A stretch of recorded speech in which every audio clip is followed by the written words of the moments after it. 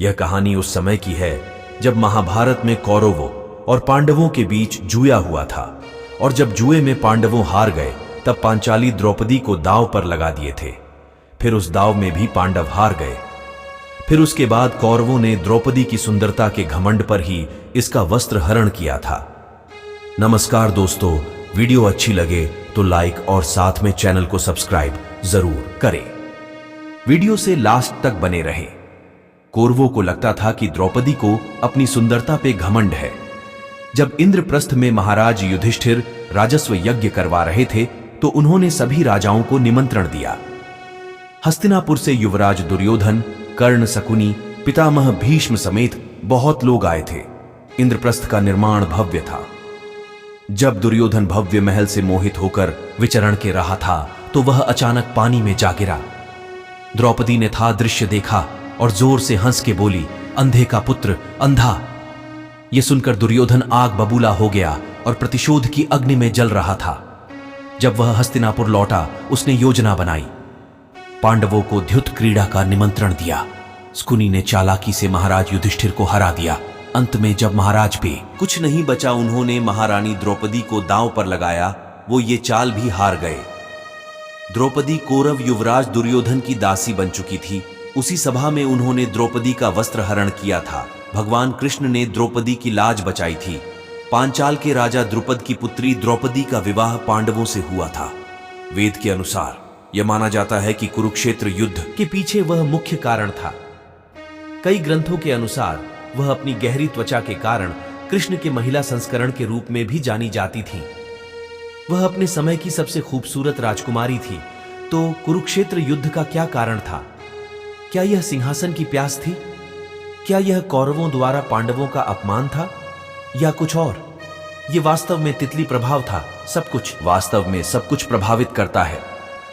छोटी घटनाओं के अंत में बड़े प्रभाव या परिणाम हो सकते हैं।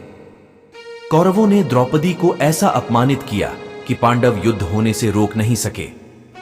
यह उस दिन हुआ जब पांडवों ने कौरवों के साथ पासा के खेल में सब कुछ खो दिया, क्योंकि शकुन ने कुछ चालें खेली। युधिष्ठिर ने सभी को दांव पर लगाने के बाद अपने सभी भाइयों और खुद को खो दिया। तब कर्ण ने सुझाव दिया कि उनके पास अभी भी द्रौपदी को दांव पर लगाने के लिए है और यह सब कुछ वापस जीतने का उनका एकमात्र मौका बन सकता है। युधिष्ठिर इस बात से अनभिज्ञ थे कि वह क्या करने जा रहे हैं। उन्होंने द्रौपदी पर दांव लगाकर अपने भाइयों, साम्राज्य आदि को वापस जीत लिया, लेकिन वह एक और समय हार गए। दुर्योधन बहुत खुश हुआ और उठ खड़ा हुआ और एक द्वारपाल से उसे सभा में लाने के लिए कहा। वह अदालत में मौजूद नहीं थी, क्योंकि यह उसके लिए महीने का समय था जब वह अपने निजी क्वार्टर में थी। वह शुद्ध स्नान के लिए तैयार हो रही थी। पुरुष दूतों को रानियों के क्वार्टर में जाने की अनुमति नहीं थी, लेकिन दुर्योधन ने कानून तोड़ दिया और उसे भेज दिया। उसे अंदर नहीं जाने दिया गया और वापस भेज दिया गया। तब दुर्योधन ने दुशासन को दरबार के सामने लाने के लिए कहा। दुशान ने दरवाजे तोड़कर अपने कमरे में प्रवेश किया और उसे दरबार में आने को कहा। उसने इनकार किया और कहा कि आप मेरी तिमाही में प्रवेश करने का साहस कैसे करते हैं? फिर उसे दुशासन ने थप्पड़ मारा और बाल पकड़ लिया। वह उसे घसीटने लगा। उसके कपड़े खून से सने हुए थे और वह बहुत शर्म महसूस कर रही थी और उसे पूछने लगी कि वह उसे इस तरह न ले जाए जैसा वह एक ही परिधान में थी। आप मुझे कैसे छू सकते हैं? उसने पूछा। दुशासन ने उसकी बात नहीं मानी और उसे दरबार में ले आया। कुछ लोग विद्रोह के लिए खड़े थे और कहा कि यह नहीं किया गया, लेकिन दुर्योधन ने उनकी बात नहीं मानी और कहा, यह कानून है क्योंकि वह हमारी दासी है। मैं उससे वैसा ही व्यवहार कर सकता हूं जैसा मैं चाहता हूं। क्या युधिष्ठिर ने उसे या मुझे सबसे पहले मारा था? उसने उत्तर दिया, वह आप पर दांव लगाने से पहले ही खुद को पासा के खेल में खो चुका था। उसने पूछा, फिर वह किसी और को कैसे दांव पर लगा सकता है जो पहले से ही गुलाम है? उसे मुझे दांव पर लगाने का कोई अधिकार नहीं है।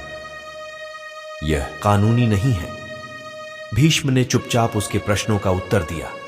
धर्म के अनुसार यहां तक कि एक दास की एक पत्नी भी है, इसलिए उसने उसे धोखा दिया। वह सारी उम्मीद खो बैठी और रोने लगी और अपना चेहरा छिपा लिया। दुर्योधन के कबीले के सभी लोग उसे ताना मारने लगे। कुछ ने उसे वेश्या कहा क्योंकि उसके 5 पति थे, जिसे क्षत्रिय की अनुमति नहीं थी। कर्ण ने भड़कते हुए कहा, अब आप 100 भाई ले सकते हैं। दुर्योधन ने कहा, आओ मेरी गोद में बैठो। भीम ने क्रोधित होकर कहा, एक दिन मैं तुम्हारी जांघ तोड़ दूंगा और तुम्हें मार दूंगा। उन्होंने कहा। दुर्योधन ने स्त्री को निर्वस्त्र करने का आदेश दिया और दुशासन ने कपड़े खींच लिए।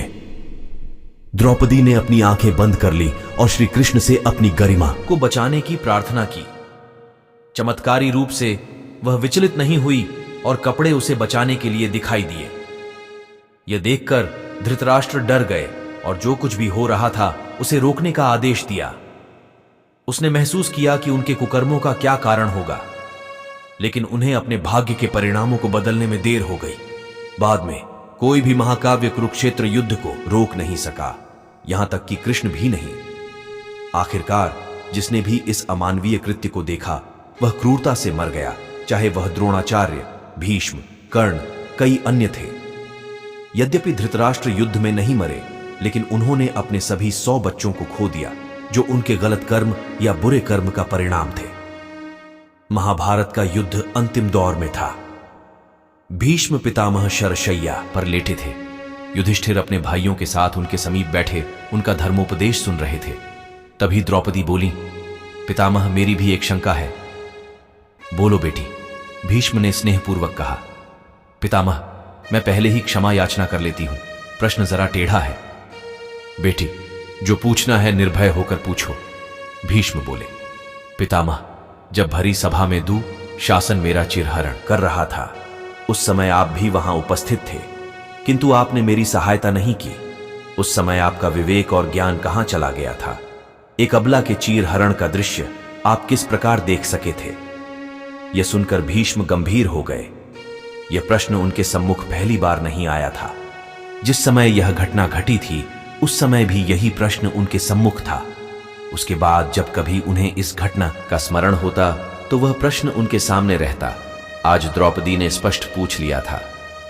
भीष्म बोले, बेटी तुम ठीक कहती हो। मैं उस समय दुर्योधन का पाप से पूर्ण अन्न खा रहा था। वही पाप मेरे मन और मस्तिष्क में समाया हुआ था। मैं देख रहा था कि अत्याचार हो रहा है, लेकिन उसको रोक नहीं सका। मैं चाहता था कि ऐसा न हो, किंतु मना करने का सामर्थ्य मुझ में नहीं रह गया था। लेकिन आज यह ज्ञान कैसे प्रकट हो रहा है? भीष्म ने बीच में ही कहा, बेटी आज अर्जुन के बाणों ने मेरा वह सारा रक्त बाहर निकाल दिया है जिसमें दुर्योधन के पाप के अन्न का प्रभाव था। अब तो मैं रक्त विहीन प्राणी हूं, इसलिए मेरा विवेक आज सजग है। मेरे शरीर से पाप के अन्न से बना रक्त निकल चुका है। इसके बाद द्रौपदी के पास कुछ कहने को नहीं रहा। इस उत्तर से वह संतुष्ट हो गई।